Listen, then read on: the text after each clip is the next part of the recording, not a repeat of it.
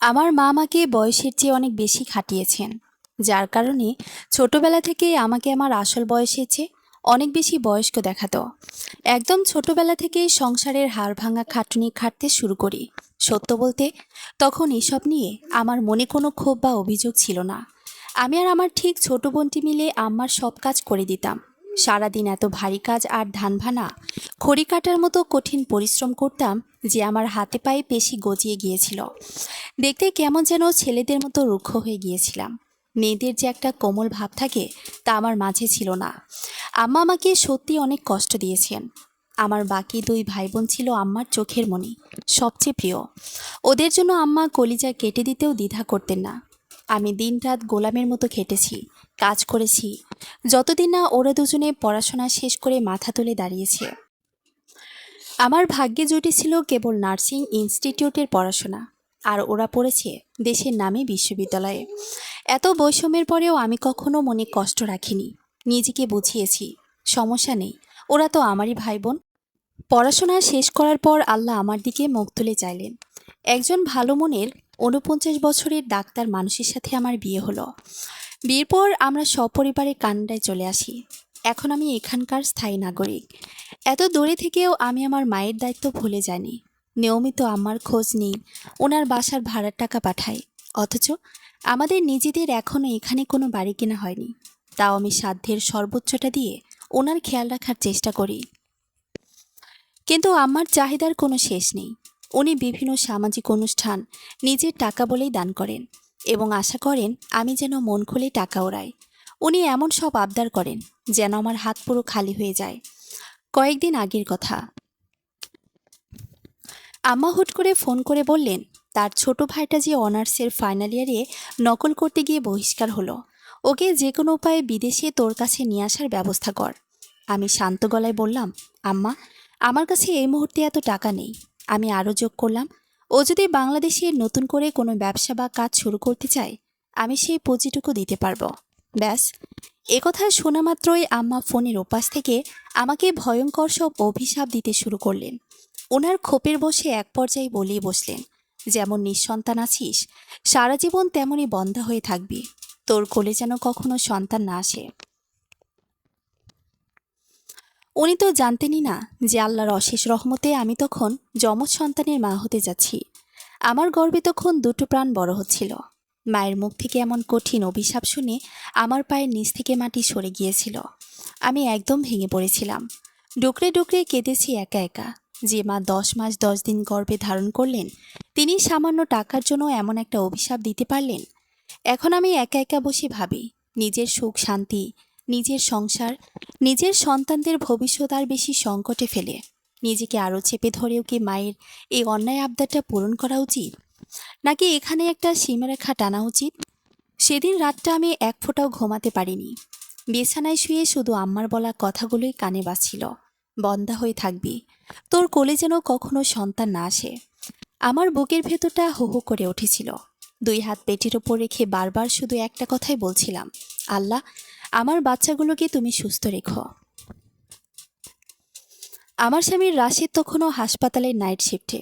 ভোরের দিকে বাসায় ফিরে আমাকে ফুপিয়ে কাঁদতে দেখে অবাক হয়ে গেল। কি হয়েছে মীরা? আমি অনেকক্ষণ কিছু বলতে পারিনি, শুধু ফোনটা এগিয়ে দিলাম। কল রেকর্ডার শুনে রাশিদের মুখ শক্ত হয়ে গেল। কিছুক্ষণ চুপ থেকে সে শুধু বলল, তোমার মা তোমার সাথে এভাবে কথা বলেছে? আমি মাথা নিচু করে বললাম, উনি রাগের মাথায় বলেছেন। রাশিদ দীর্ঘশ্বাস ফেলল। রাগের মাথায় মানুষ অনেক কিছু বলে, কিন্তু কিছু কথা আছে যেগুলো মুখে আনা যায় না। আমি জানতাম সে কষ্ট পেয়েছে, কারণ এই মানুষটা আমাকে কখনো কাজের মেয়ে ভাবেনি, কখনো ছোট করেনি। বরং বিয়ের পর প্রথম দিনই বলেছিল, তুমি অনেক কষ্ট করেছ, এখন থেকে তোমার জীবনে শান্তি থাকবে। কিন্তু শান্তি কি এত সহজে আসে? 2 দিন পর ছোট বোন তুষার ফোন এলো। তার গলায় বিরক্তি। আপু, তুমি কি সত্যিই ভাইয়াকে আনতে চাও না? আমি শান্তভাবে বললাম, চাই, কিন্তু এখন আমার পক্ষে সম্ভব না।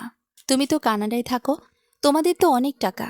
আমি হালকা হেসে বললাম, বিদেশে থাকলেই সবাই ধনী হয় না রে। ও বিরক্ত হয়ে বলল, তোমার নিজের সন্তান নেই বলেই বোঝো না, ভাইয়ের ভবিষ্যৎ নষ্ট হয়ে যাবে। আমি কিছুক্ষণের জন্য চুপ হয়ে গেলাম। আমার সন্তান নেই? আমার চোখ ভিজে উঠল। পেটে তখন আমার 2টা সন্তান নড়াচড়া করছে। অথচ নিজের পরিবারকে এখনও খবরটা জানাতে পারিনি। আমি আস্তে করে বললাম, আল্লাহ চাইলে খুব শীঘ্রই মা হব। ওপাশে কয়েক সেকেন্ড নীরবতা। তারপর তৃষা শান্ত গলায় বলল, ও আচ্ছা, তাইলে তো আরও সমস্যা। এখন তুমি ভাইয়ার জন্য কিছুই করবে না। আমি স্তব্ধ হয়ে গেলাম। একটা মানুষ কত সহজেই বদলে যায়। ফোন কেটে যাওয়ার পর আমি দীর্ঘ সময় জানালার পাশে বসেছিলাম।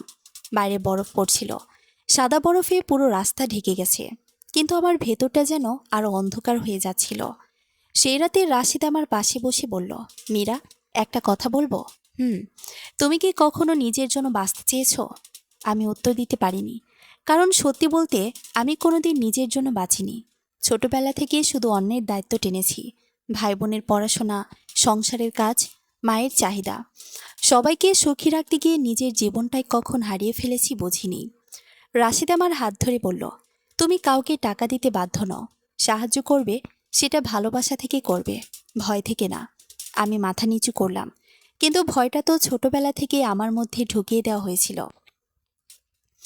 মায়ের কথা অমান্য করলে আমি খারাপ মেয়ে, নিজের কথা ভাবলে আমি স্বার্থপর। হঠাৎ ফোনে একটা মেসেজ এলো, ছোট ভাই সজীবের। আপা, তুই যদি আমাকে কানাডা না নিস তাহলে আমি আত্মহত্যা করব। সজীবের মেসেজটা পড়ে আমার হাত কাঁপতে শুরু করলো। তুই যদি আমাকে কানাডা না নিস তাহলে আমি আত্মহত্যা করব।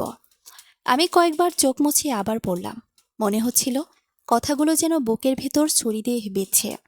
রাশেদ ফোনটা নিয়ে শান্ত গলায় বলল, এটা ইমোশনাল ব্ল্যাকমেইল। আমি তৎক্ষণাৎ বললাম, না না, ও এমন কিছু করে ফেলতে পারে।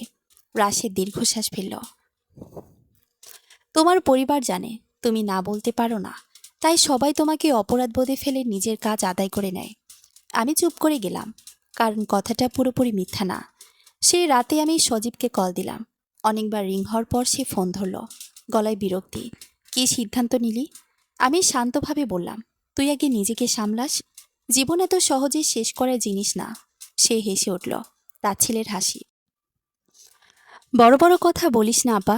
তুই চাইলে 1 মাসের মধ্যে আমাকে নিয়ে যেতে পারবি। ভিসা প্রসেস এসব এত সহজ না। আসল কথা, তুই টাকা খরচ করতে চাস না। আমি কিছুক্ষণ চুপ থেকে বললাম, আমি তোকে ব্যবসার জন্য টাকা দিতে চেয়েছি। সে রেগে উঠল, বাংলাদেশ থেকে আমি কি করব? মানুষ হাসবে, সবাই জানে আমার বড় বোন কানাডায় থাকে।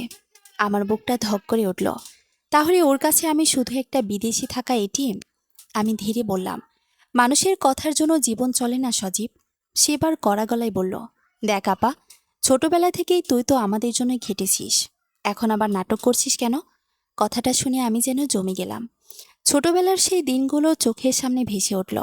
ঝড় বৃষ্টির মধ্যে ভেজা কাপড় ধোয়া, ধান ভানা, চুলার ধোয়ায় চোখ জ্বালা, আর আমার ভাই বোনেরা পরিষ্কার জামা পরে স্কুলে যাচ্ছে। আমি কখনো ওদের বিরুদ্ধে কিছু ভাবিনি, কিন্তু আজ মনে হলো ওরা আমাকে মানুষ হিসেবে নয়, দায়িত্ব হিসেবে দেখেছে। সজীব আবার বলল, আম্মা তোকে মানুষ করেছে, এখন তোর দায়িত্ব আমাদের দেখা। আমি কাপা গলায় বললাম, মানুষ করেছে নাকি শুধু ব্যবহার করেছে? ওপাশে কয়েক সেকেন্ড নীরবতা। তারপর সে চিৎকার করে বলল, তুই খুব বদলে গেছিস আপা। ফোন কেটে গেল। আমি স্থির হয়ে বসে রইলাম।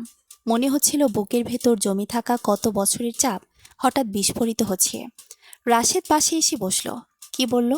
আমি মাথা নিচু করে সব বললাম। সব শুনে সে অনেকক্ষণ চুপ থাকলো। তারপর ধীরে বলল, মীরা, তুমি কি জানো তোমার সবচেয়ে বড় সমস্যা কি? কি? তুমি সবসময় ভাবো সবাইকে বাঁচানো তোমার দায়িত্ব। আমি কিছু বললাম না। সে আমার পেটের উপর হাত রাখল। এখন তোমার প্রথম দায়িত্ব এদের প্রতি। আমার চোখ আবার ভিজে উঠল। ঠিক তখনই ফোনে আবার কল এলো। আম্মা। কাপা হাতে কল রিসিভ করতেই উনি শুরু করলেন, তুই সজীবকে কি বলেছিস? ছেলেটা সারাদিন রুমের দরজা বন্ধ করে বসে আছে। আমি ক্লান্ত গলায় বললাম, আম্মা, আমি এখন এত চাপ নিতে পারছি না। উনি আমার কথা শেষ করতে দিলেন না। চাপ নিতে পারছিস না মানে? আমরা কি তোর পর? আমি সাহস করে প্রথমবারের মতো বললাম, আমার একটা সংসার আছে আম্মা। উনি তার ছেলের হাসি দিয়ে বললেন, সংসার? 2 দিন বিদেশে গিয়ে নিজেকে বড়লোক ভাবিস? আমি চুপ। তারপর হঠাৎ উনি বললেন, শোন, তোর বাচ্চা কাচ্চা নাই, তাই বুঝিস না ভাই বোনের মূল্য কি। আমার চোখ বেয়ে পানি গড়িয়ে পড়ল। আজও উনি জানেন না আমি মা হতে চলেছি। আমি ঠোঁট কামড়ে শুধু একটা কথাই বললাম, আম্মা, যদি একদিন আমি সত্যি দূরে সরে যাই, তখন কি আপনি আমাকে একটু মিস করবেন? ওপাশে কয়েক মুহূর্ত নীরবতা। তারপর উনি ঠান্ডা গলায় বললেন, টাকা পাঠানো বন্ধ করিস না, তাহলেই হবে। কথাটা শুনে মনে হলো কেউ আমার বুকের ভেতর থেকে সবটুকু আলো নিভিয়ে দিল। সেদিন প্রথমবার আমি বুঝলাম, আমি হয়তো কোনোদিনই ওনার কাছে মেয়ে ছিলাম না, ছিলাম শুধু দায়িত্ব নেওয়ার একটা মানুষ, একটা উপার্জনের মাধ্যম। এরপর কয়েকদিন আমি কারো ফোন ধরিনি, নিজেকে শান্ত রাখার চেষ্টা করেছি, কারণ ডাক্তার আমাকে আগেই সাবধান করেছিলেন অতিরিক্ত মানসিক চাপ বাচ্চাদের জন্য ঝুঁকিপূর্ণ। কিন্তু শান্তি যেন আমার কপালে ছিল না। এক সকালে হাসপাতালে চেক আপে গিয়ে জানতে পারলাম আমার ব্লাড প্রেশার অস্বাভাবিকভাবে বেড়ে গেছে। ডাক্তার কঠিন গলায় বললেন, আপনাকে স্ট্রেস কমাতে হবে, না হলে বেবিদের ঝুঁকি হতে পারে। বেবিদের শব্দটা শুনে আমার বুক কেঁপে উঠল। আমি বাসায় ফিরে আয়নার সামনে অনেকক্ষণ দাঁড়িয়েছিলাম, চোখের নিচে কালি, মুখ শুকিয়ে গেছে। এই আমি, যে ছোটবেলা থেকে সবাইকে আগলে রেখেছে। হঠাৎ মনে হলো, আমি যদি ভেঙে পড়ি তাহলে আমার সন্তানদেরকে আগলে রাখবে। সেই রাতে আমি সিদ্ধান্ত নিলাম কিছুদিন টাকা পাঠাবো না। নিজেদের খরচ, বাচ্চাদের ভবিষ্যৎ সবকিছু গোছিয়ে নেওয়া দরকার। কিন্তু সিদ্ধান্ত নেওয়া যত সহজ, বাস্তব তত না। 2 সপ্তাহ পর আম্মার ফোন এলো, এই মাসে টাকা কই? আমি ধীরে বললাম, আম্মা, একটু সমস্যা যাচ্ছে, এই মাসে হয়তো পুরোটা পারবো না। উনি সঙ্গে সঙ্গে চিৎকার শুরু করলেন, তোর এত বড় সাহস! আমি কি রাস্তায় নামবো? আমি বোঝানোর চেষ্টা করলাম, আমি পরে দিয়ে দেব। তুই সব টাকা নিজের পেছনে খরচ করছিস, বিদেশে গিয়ে আমাদের ভুলে গেছিস। আমার ভেতরে জমে থাকা কষ্ট হঠাৎ বেরিয়ে এলো। আমি কি কোনোদিন নিজের জন্য কিছু করেছি আম্মা? উনি থমকে গেলেন। আমি কাপা গলায় বলতে লাগলাম, ছোটবেলা থেকে শুধু আপনাদের জন্য খেটেছি। নিজের ইচ্ছা, নিজের জীবন কিছুই ছিল না আমার। ওপাশে কয়েক সেকেন্ড চুপচাপ। তারপর উনি ঠান্ডা স্বরে বললেন, এসব বলে আমাকে অপরাধী বানাতে চাস? আমি হতভম্ব হয়ে গেলাম। একজন মানুষ এত বছর পরেও নিজের ভুল একটুও বুঝতে পারে না। ঠিক তখন পাশ থেকে রাশেদ ফোনটা নিয়ে নিল। আসসালামু আলাইকুম আম্মা। উনি একটু শান্ত হলেন। ও জামাই, তুমি বলো তোমার বউকে মা বাবার দায়িত্ব কি জিনিস? রাশেদ ভদ্র গলায় বলল, দায়িত্ব অবশ্যই আছে, কিন্তু মীরারও এখন নিজেদের শরীর আর বাচ্চাদের কথা ভাবতে হবে। ওপাশ হঠাৎ নীরব। কয়েক সেকেন্ড পর আম্মা অবিশ্বাসের গলায় বললেন, বাচ্চা? আমি চোখ বন্ধ করলাম। আজ অবশেষে উনি জানলেন। কিন্তু আমি যেভাবে কল্পনা করেছিলাম সেভাবে কিছুই হলো না। উনি আনন্দে কাঁদলেন না, দোয়া করলেন না, বরং প্রথম প্রশ্ন করলেন, তাহলে এখন তো আরো বেশি খরচ লাগবে, তাই না? আমার মুখে এমন কথা শুনে আমি আর নিজেকে সামলাতে পারলাম না। ফোন কেটে দিয়ে অনেকক্ষণ নীরবে কাঁদলাম। রাশিদ আমাকে বুকে টেনে নিয়ে শুধু বলল, সব সম্পর্ক রক্ত দিয়ে টিকে থাকে না মীরা, কিছু সম্পর্ক শুধু অভ্যাস হয়ে থাকে। আমি জানি না কেন, কিন্তু কথাটা শুনে বুকটা আরো ভারী হয়ে গেল। কারণ আমি এখনও আম্মাকে ভালোবাসতাম, সব কিছুর পরেও। এরপর ধীরে ধীরে আমি নিজেকে দূরে সরাতে শুরু করলাম। প্রতিদিন ফোন করা বন্ধ করলাম, টাকা পাঠানো কমিয়ে দিলাম। শুরুতে অপরাধ বোধ হতো, মনে হতো আমি খুব খারাপ মেয়ে। কিন্তু আশ্চর্যজনকভাবে নিজের প্রতি একটু যত্ন নেওয়া শুরু করার পর আমার শরীরও ভালো হতে লাগলো। বাচ্চাদের রিপোর্টও ঠিক আসছিল। একদিন বিকেলে আমি বাচ্চাদের ছোট ছোট জামা গোছাচ্ছিলাম। হঠাৎ ফোনে ভিডিও কল এলো, তৃষা। রিসিভ করতে দেখি বাসায় অনেক লোকজন, হাসাহাসি, গান বাজছে। আমি অবাক হয়ে বললাম, কি হচ্ছে? তৃষা হেসে বলল, আম্মার জন্মদিন, সবাই এসেছে। আমি চুপ করে রইলাম, কারণ আমাকে কেউ জানায়নি। হঠাৎ ক্যামেরার সামনে আম্মা এলেন। আমাকে দেখেই মুখ কষে গেল। কই, গিফট পাঠাসনি? আমি থমকে গেলাম। উনি একবারও বললেন না, কেমন আছিস, শরীর কেমন, বাচ্চারা ঠিক আছে? শুধু গিফট। তৃষা পাশ থেকে হাসতে হাসতে বলল, আপু, এবার কিন্তু ডলার পাঠাতে হবে।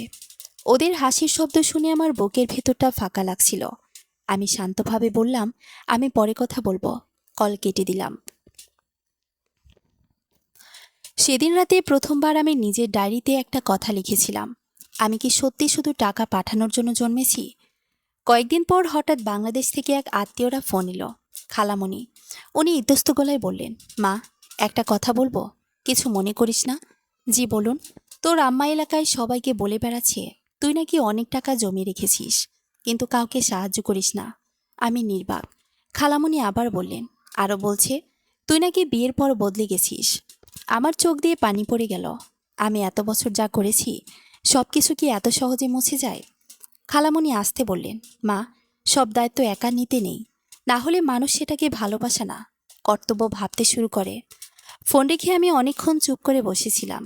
তারপর ধীরে ধীরে একটা সিদ্ধান্ত নিলাম, আমি আর কাউকে আমার সন্তানদের ভবিষ্যৎ নষ্ট করতে দেব না, কাউকে না। শীতের এক ভোরে আমার প্রসব ব্যথা শুরু হলো। চারদিকে বরফ পড়ছিল। রাশেদ তাড়াহুড়ো করে আমাকে হাসপাতালে নিয়ে গেল। গাড়ির জানালার বাইরে সাদা ধোঁয়াটে শহরটা ঝাপসা লাগছিল। আর আমার বুকের ভেতর শুধু একটাই ভয়, আমার বাচ্চারা সুস্থ থাকবে তো। দীর্ঘ কয়েক ঘন্টার কষ্টের পর আল্লাহ আমাকে দুইটা ফুটফুটে সন্তান দিলেন, এক ছেলে, এক মেয়ে। নার্স যখন ওদের আমার বুকে এনে রাখলো, আমি ফুপিয়ে কেঁদে উঠলাম। জীবনে প্রথমবার মনে হলো আমি সত্যি মূল্যবান। রাশেদের চোখও ভিজে গিয়েছিল। সে কপালে চুমু খেয়ে বলল, তুমি অনেক শক্ত মেয়ে মীরা। আমি দুর্বল হাসলাম, কিন্তু বুকের কোথাও একটা শূন্যতা তখনও ছিল। কারণ আমি চেয়েছিলাম আম্মাকে সুখবরটা দিতে, চেয়েছিলাম উনি খুশিতে কেঁদে উঠুন। দুদিন পর সাহস করে ভিডিও কল দিলাম। তৃষা ফোন ধরল। আমি হাসি মুখে বাচ্চাদের দেখালাম, দেখ, আমি মা হয়েছি। তৃষা অবাক হলেও খুব একটা উচ্ছ্বাস দেখালো না। পেছন থেকে আম্মার গলা ভেসে এলো, ছেলে হয়েছে না মেয়ে? দুটোই। উনি কয়েক সেকেন্ড চুপ করে থাকলেন। তারপর প্রথম প্রশ্ন করলেন, কানাডায় বাচ্চা হলে সরকার নাকি অনেক টাকা দেয়, তাই না? আমার হাসিটা ধীরে ধীরে মিলিয়ে গেল। আমি ভেবেছিলাম আজ হয়তো উনি শুধু অভিনন্দন বলবেন, কিন্তু না। উনি আবার বললেন, এখন তো তোর ইনকামও আরও বাড়বে। সজীবের ব্যাপারটা তাহলে দেখ। আমার বুকের ভেতর হঠাৎ কেমন একটা ঠান্ডা হয়ে গেল। আমি আস্তে বললাম, আম্মা, আমি এখন শুধু বাচ্চাদের নিয়ে থাকতে চাই। উনি বিরক্ত স্বরে বললেন, নিজের বাচ্চা হয়েছে বইলা কি ভাই বোনরে ভুলে যাবি? এই প্রথম আমি শক্ত গলায় বললাম, আমি কাউকে ভুলিনি, কিন্তু আমারও সীমা আছে।